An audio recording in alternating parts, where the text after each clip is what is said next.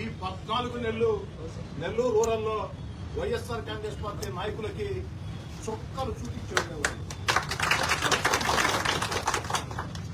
నెల్లూరు రూరల్లో ఉండే వైఎస్ఆర్ కాంగ్రెస్ పార్టీ నాయకులు అందరి గురించి నేను మాట్లాడను.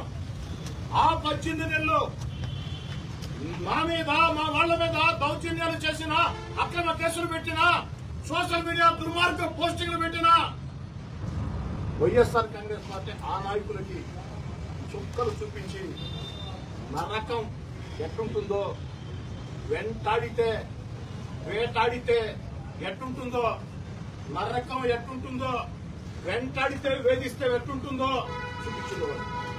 మరి ఇంకా చేయలేదు.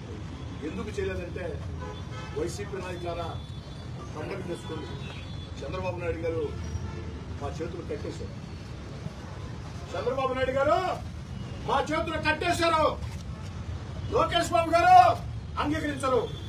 చంద్రబాబు నాయుడు గారు మా చేతులు కట్టి బట్టి, చంద్రబాబు నాయుడు గారు మా చేతులు కట్టి బట్టి లోకేష్ బాబు గారు అంగీకరించరు కాబట్టి, ప్రతీకార చర్యలకి పాల్పడితే సహించరు కాబట్టి ఎమ్మెల్యేలైనా, ఎంపీలైనా, మంత్రులైనా చంద్రబాబు నాయుడు గారి దగ్గర గీత దాటకూడదు.